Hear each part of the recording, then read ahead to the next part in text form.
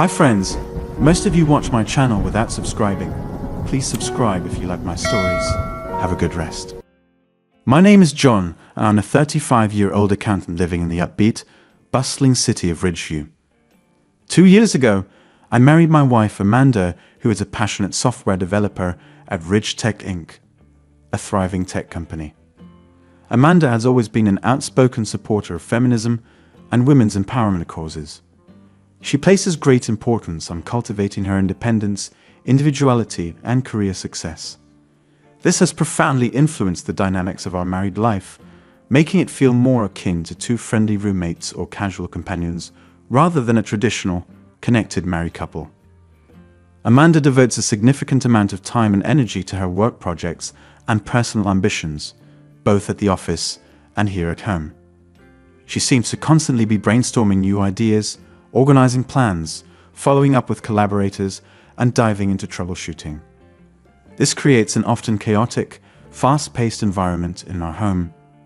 As a result, my role in our marriage frequently feels more like that of Amanda's helpful roommate or obliging assistant, rather than an intimately connected spouse.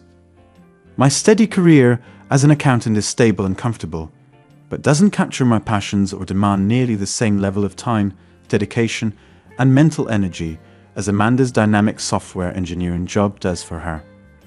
Ever since we first got married, Amanda has demonstrated a strong drive to prove herself in the workplace and climb the ranks in her technology career. She has a persistent desire to maximize her earning potential and outshine me financially, which motivates her to take on a continuous stream of projects and professional development opportunities. After returning from our honeymoon 2 years ago, Amanda also began to view many household and domestic tasks as mundane chores beneath her skill level, an affront to her pride and independence. She started expecting me to handle most of the cooking, cleaning, shopping, and home maintenance duties myself, given her demanding work schedule and more important priorities. This attitude represents a marked shift from the early days of our relationship, when we shared domestic responsibilities relatively evenly. However, over time, Amanda's feminist values and career ambition took priority.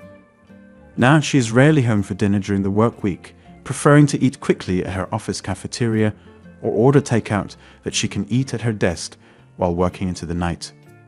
Most nights it's just me and our calico cat Mittens eating together at the dinner table. In general, quality couple time with Amanda is confined to weekends after her 60-plus hour work weeks. During weekends, she devotes herself to passion projects, constructing furniture, gardening, tinkering with electronics. It often feels like I play second fiddle to her never-ending drive for productivity and self-improvement, even during downtime. Additionally, Amanda intentionally distances herself from most of the married women in her life, like her cousins and childhood friends who have embraced more traditional domestic roles as homemakers and mothers. She frequently rejects their invitations to neighborhood potlucks, school functions for their kids, and family gatherings, prioritizing her own independent lifestyle and goals over compromising to socialize. I've also noticed on the rare occasions when we do attend social functions with these family and friends, Amanda tends to make unfiltered, condescending comments about housewives and domestic life, referring to them as servants, lacking ambition, and being defined only by their husband's status. During our private conversations at home, I've consistently tried to encourage Amanda to keep an open mind and avoid belittling or judging other women's lifestyle choices, suggesting that feminism can encompass women's diverse preferences and priorities. But she remains remarkably firm and outspoken in her personal stance, stating she simply can't ever picture herself living without a dynamic career and financial independence. Amanda openly sees full-time domesticity as regressive and views homemaking as a failure or weakness for women in pursuit of equality. I have to admit at times this rigid, superior attitude frustrates me. Especially recently, as we talk about starting a family, I worry Amanda will impose unreasonable standards on our future children based on deeply ingrained biases against traditional gender norms. I hinted that a few years off might be nice when we have kids, but she dismissed the thought immediately. Her identity is so tightly interwoven with her career success and accomplishments. She wants to raise empowered daughters just like her. However, despite our differences in values, I have to acknowledge Amanda does treat me very well in our marriage, consistently expressing love, affection, and consideration in her own way. She may not dote over me emotionally like a stereotypical housewife, but she tries to make me feel supported and appreciated. Amanda expresses care through frequent little gifts. My favorite craft beers appearing in the fridge, deliveries of my preferred hoodies and cologne, my bike getting dropped off freshly tuned up at the shop. She also sends me a steady stream of loving texts and funny memes throughout the day when we're apart, reminding me I'm never far from her thoughts. Her acts of caring and consideration, expressed through meaningful gifts and daily check-ins, are surprisingly impressive for such an independent, career-driven woman. Our romantic and sexual life has remained content and fulfilling, even as some emotional distance emerged. Overall, I can't complain too much. I knew who Amanda was when we fell in love. Her passions and convictions are part of what drew me to her lively spirit. However, tensions in our marriage recently came to a head during a visit from Amanda's cousin Lisa, who she hadn't seen since childhood. Lisa reached out to Amanda over Facebook, asking if she could stay with us for a long weekend while passing through town for a dentistry conference. Amanda reluctantly agreed, not eager to entertain out of obligation. When Lisa arrived on Friday afternoon, I immediately sensed Amanda sizing her up, evaluating Lisa's life choices and status with a hint of concealed judgment. After quick introductions and settling Lisa's bags, we headed out to a trendy restaurant for dinner, so the cousins could reconnect and catch up on life. As the wine flowed, I noticed Amanda dominating the conversation, clearly angling to steer topics towards career achievements, material signs of success, and progressive ideals, domains where she seemed confident she'd outshine her cousin. She bragged about her senior software engineer status at Ridge Tech, flashy new German car, luxury vacation abroad last year, and generous employee stock options. Amanda also made snarky asides mocking outdated gender roles, judgmental attitude towards unconventional relationships, and wastefulness of lavish weddings, frequently inserting feminist commentary. I felt slightly embarrassed witnessing Amanda's transparent competitive vibe throughout dinner. Lisa didn't take the bait though, humbly discussing her passion for dentistry and helping the underprivileged, adventures traveling with her husband, and excitement to start a family soon. Rather than engaging in one-upmanship, Lisa actively listened and found common ground with Amanda, complimenting her success and confidence. As the night went on, it became increasingly clear that Lisa had flourished in adulthood, finding fulfillment in her career, marriage, and aspirations for motherhood. Not at all the downtrodden housewife Amanda seemingly expected. Her cousin had become a highly successful dentist with a bustling private practice, married her college sweetheart, and purchased a charming house in the suburbs. I could see Amanda was caught off guard by this discovery, having assumed she'd be the obvious winner of their informal life competition. She seemed dissatisfied by the humble, non-materialistic values that Lisa prioritized, and guarded hints of resentments started to creep into her body language. Tensing up when Lisa talked about baking cookies for the neighborhood association's annual picnic or choir rehearsals at church. This revelation of Lisa's apparent happiness despite embracing a more traditional feminine lifestyle definitely bruised Amanda's pride. Accustomed to bragging about her own meteoric career accomplishments and financial independence, learning that her cousin potentially achieved greater success and fulfillment stirred up obvious jealous feelings in Amanda that she couldn't conceal. After Lisa departed on Sunday afternoon, I noticed a shift in Amanda's behavior and drive. She became distracted, irritable, and started taking on even more work projects, constantly expanding her extracurricular coding and programming gigs. I suspected Amanda was subconsciously trying to overcompensate and outshine her cousin's accomplishments, stirred up by the reminder of what Amanda perceives as conventional success benchmarks for women. True to my hunch, the following weekend Amanda announced she had joined a coding bootcamp program at the local university on top of her full-time job, aiming to expand her skills and build an impressive entrepreneurial portfolio, even if it meant no days off. While I admired Amanda's tireless work ethic and initiative, I started to resent that her extra projects and hobbies kept us apart even on weekends. Our already limited quality couple time dwindled further. I missed simply relaxing on a Sunday morning over the newspaper, playing tennis in the park, or trying a new restaurant together. Amanda's obsession with productivity left no time for idle connection.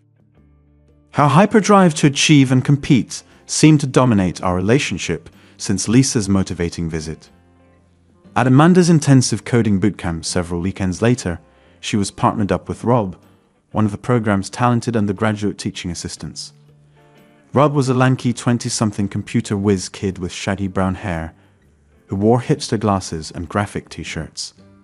His effortless brilliance with software development reminded Amanda of her younger self, before career ambitions distracted from coding craft. They immediately hit it off, bonding over algorithms and debugging strategies. Pretty soon, Rob frequently came over to our place after class so he and Amanda could continue collaborating on coding projects together. They were intensely involved in building mobile apps, productivity web tools, and even planning to launch a startup e-commerce site. I was initially skeptical of this eager young tutor, but Rob's genuine passion for programming was obvious and his intentions seemed harmless. Due to the sizable age gap between Rob, Amanda, and myself, I never felt threatened or jealous by his constant presence in our home and life. In fact, during their intense work sessions, Rob and I often played cooperative video games together, while Amanda took occasional breaks. He also enthusiastically cooked us delicious meals in the kitchen, being free of family obligations and domestic duties. Overall, I appreciated Rob's friendship, seeing him sort of like the pesky little brother I never had. It was clear he looked up to Amanda as a mentor and inspiration on the coding journey he was just embarking on. When he wasn't building apps with Amanda, Rob was actively dating and exploring relationships, constantly cycling through girlfriends as many 20-something bachelors do. In our conversations while Amanda worked, he often sought my advice navigating the trials of early dating, coping with rejection, avoiding the friend zone, and ultimately finding lasting love. I learned Rob had been badly hurt recently by his cheating ex-girlfriend from college. As he opened up about past heartbreak and insecurities, I almost felt protective towards the lad, wanting to impart wisdom and steer him towards healthy relationships when he was ready. Amanda often joined these discussions, and we both enjoyed playfully dispensing our dating advice to Rob. After months of collaborating after hours and on weekends, Amanda decided to leave her full-time senior engineering job at Ridge Tech, so she could focus 100% on the ambitious projects and mobile apps she was building with Rob. She cashed out her lucrative employee stock options, earned over nearly a decade of service at Ridge Tech, supplementing her robust savings from successful investments over the years. After thorough financial calculations, Amanda determined this nest egg could support us comfortably for at least 2 years while she pursued entrepreneurial projects, especially if we made some lifestyle adjustments and cut back on luxuries. I was apprehensive about Amanda quitting her high-powered tech career at first, but her enthusiasm ultimately won me over. I had to respect her courage chasing a long-held dream of running her own startup.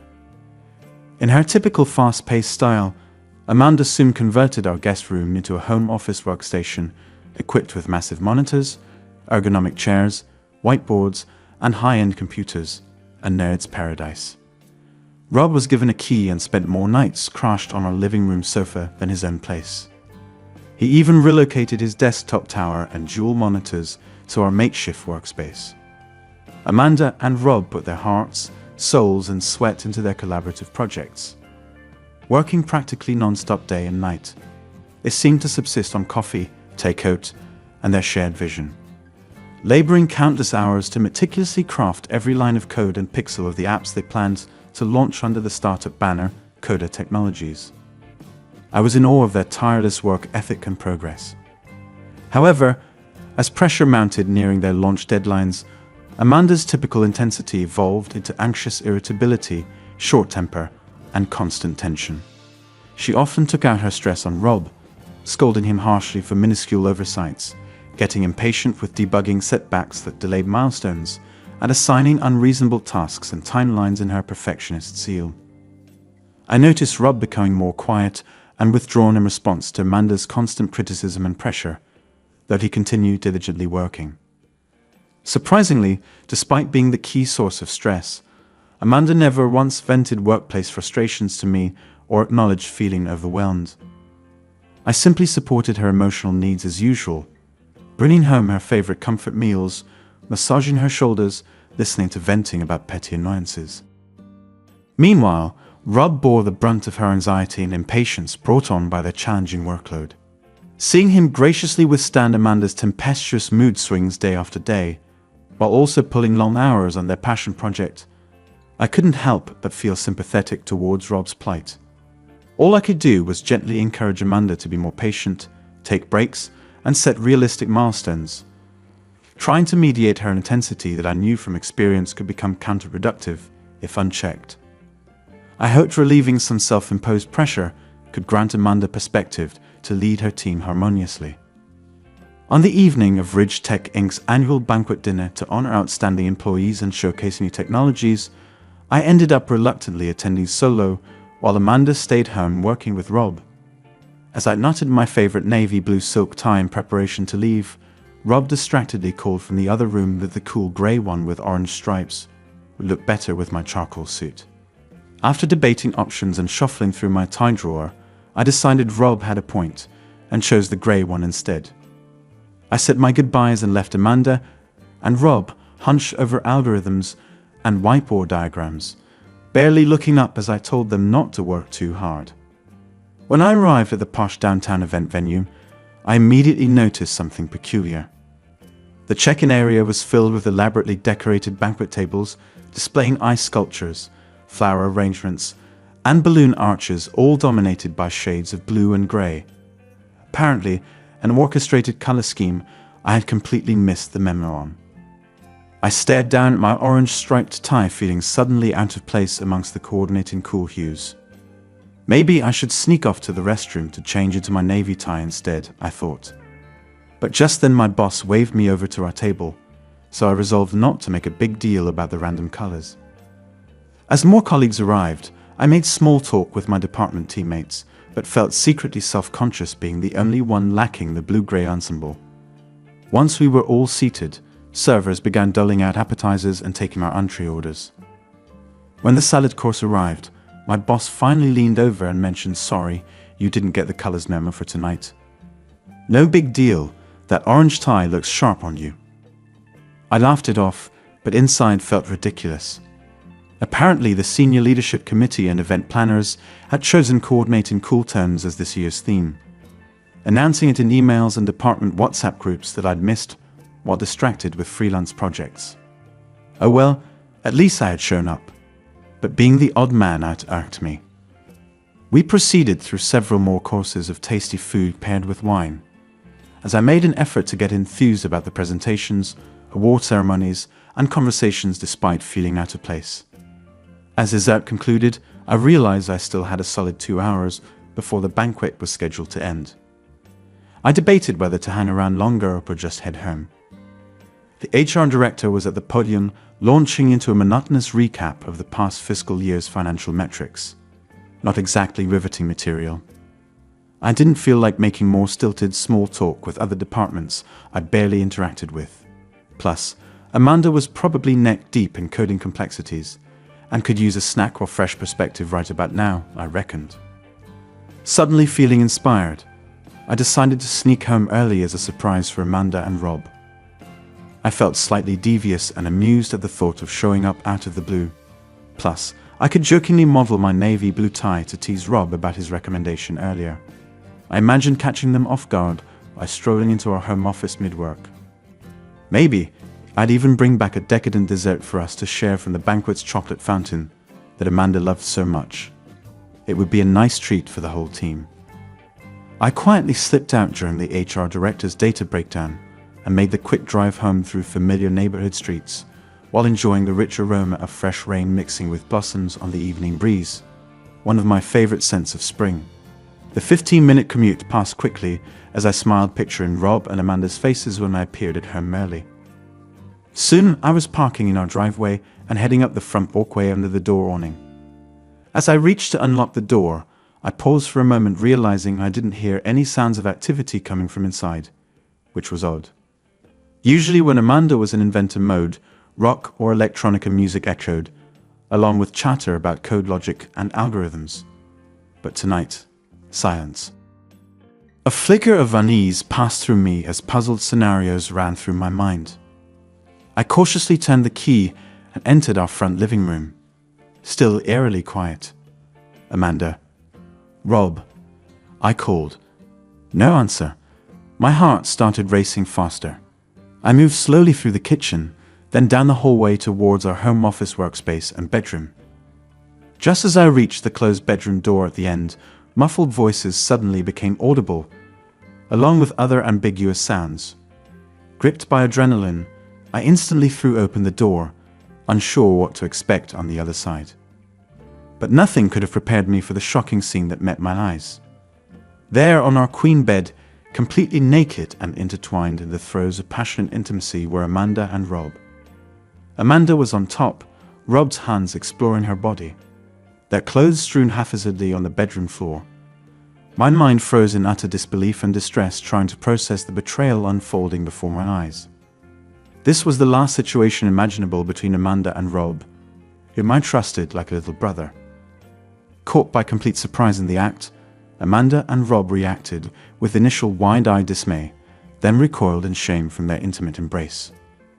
Hurriedly covering themselves with blankets, they stared back mortified, like criminals with nowhere to hide.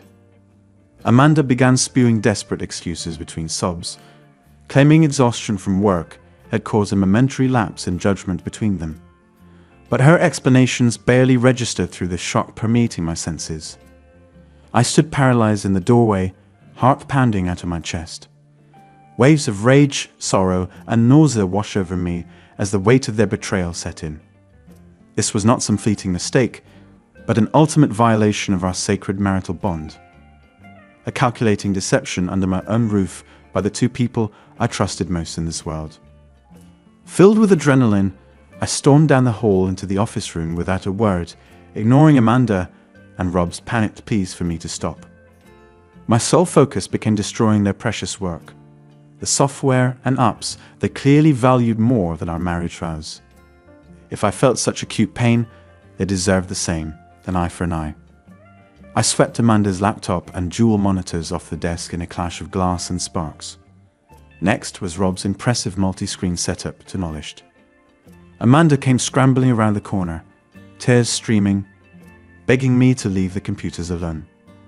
But blinded by rage, I grabbed Rob's desktop tower with both arms and hurled it forcefully against the wall where it burst apart. Sobbing uncontrollably, Amanda desperately tried collecting scattered components, hoping some data could be salvaged. But I continued the destruction, flipping over tables and ripping cords from walls, ensuring total annihilation. I noticed Rob's USB drives had been connected to the computers, meaning their source code was certainly all lost now. Years of irreplaceable work obliterated in minutes. My projects. Our launch next week. You monster. Amanda shrieked at me through her anguish when the devastation finally set in, but I felt zero regret over the carnage I had wrought in the face of their abhorrent betrayal. Amanda tried explaining again that exhaustion from work pressure created intimacy between them. But her excuses only stoked my anger. She refused to take any real accountability, and neither did a silent Rob. With their electronics and work ambitions destroyed, I harshly commanded Amanda and Rob to collect their things immediately and get out of my house. The affair was unforgivable, and our relationship done. I wanted them gone so I could begin to process this trauma away from their toxic presence. They acquiesced, seeming to understand that the damage was irreparable. Rob hurriedly packed a duffel bag, while Amanda grabbed a few essentials, both still in shocked silence over the sudden wreckage of their work, my marriage, and my trust. Only the sound of the clock ticking on the wall could be heard as they sullenly descended the stairs and exited through the front door without looking back. I bolted it closed behind them, wanting to permanently shut them out. Alone in the debris, I collapsed on the living room sofa, which still faintly smelled of Rob, my head pulsing and heart clenched with anguish. Floods of tears, frustration, disbelief poured out of me. My world upended in one fateful evening by the two people closest to me. I felt utterly betrayed and unable to process how Amanda could commit such a heartless transgression after years together filled with affection. My combos of despair eventually numbed into exhaustion as midnight passed. I realized I had left the Ridge Tech banquet without even saying proper goodbyes to colleagues after rushing home early, although that all seemed trivial now. Curling up on the couch wrapped in a blanket, I sank into a deep but fitful sleep. The next morning, I awoke feeling almost hungover, my head thick and throbbing. Events of the previous night bombarded my consciousness like a bad dream until I walked down the hallway and saw Amanda and Rob's demolished workspace, confirming it had been no mere nightmare. Aimlessly, I made coffee and stared out the window, pondering my path forward through the mess. After constant urging from family, I finally decided to inform close relatives and friends about why Amanda left so suddenly. I recounted catching her in a passionate betrayal with Rob. Most were sympathetic to my shock and pain, but a few subtly implied Amanda wasn't solely to blame, speculating that I perhaps hadn't satisfied her needs fully as a husband. I quickly distanced myself from these toxic fair-weather friends. True to her reputation, news of Amanda's scandal spread rapidly through our social circles via gossip, embarrassing her deeply. She had carefully crafted an image of feminist virtue, success, and independence over the years. Now her name became synonymous with salacious deceit. Having built her identity so fully around career achievement and maintaining flawless social appearances, Amanda seemed unable to handle the shame of her uncovered affair. Friends informed me she had plunged into a severe depression. Meanwhile, Amanda's promising entrepreneurial projects with Rob were left in ruins from my eventual destruction of their work equipment that awful night. Without access to the code or files, their upcoming app launches had to be cancelled last minute. So close to culmination after years of relentless work, now wasted. Investors pulled out, and Amanda's dreams of running her own company perished abruptly. While not my intent initially, I realized that demolishing their electronics essentially sabotaged Amanda's entire software engineering career. Without a portfolio of work, she would never get hired at another competitive tech firm. She alienated most colleagues during her rapid ascent who saw her as arrogant. The only skills she had were now lost. Good riddance, I figured. The ruin of her previous career seemed like karma finally catching up for her lies and destruction of our marriage. I only wished Rob shared some consequences too, rather than probably moving on easily to some other coding job, carefree bachelor that he was. Perhaps the greatest tragedy was my own loss of innocence and trust in those I held dear. In the weeks after Amanda moved out, I was energized by a sense of liberation from that constant high-pressure environment she created. I enjoyed leisurely Saturday mornings with coffee and newspapers again. I reconnected with old friends whom Amanda had distanced herself from, going out for beers to catch up on life. Gradually, I healed. Meanwhile, Amanda's repeated emails and calls felt like harassment from an annoying stranger rather than someone I once loved. I had my lawyer issue a restraining order after she showed up at my office begging to see me, frightening my colleagues. I simply felt numb towards her. When the divorce paperwork arrived from my lawyer soon after, I signed it immediately.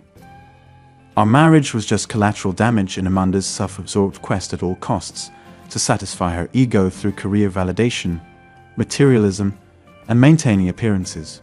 Good riddance. Perhaps if Amanda's pride hadn't warped our marriage into a constant competition, her desperate need for validation wouldn't have led her to violate our vows so thoughtlessly.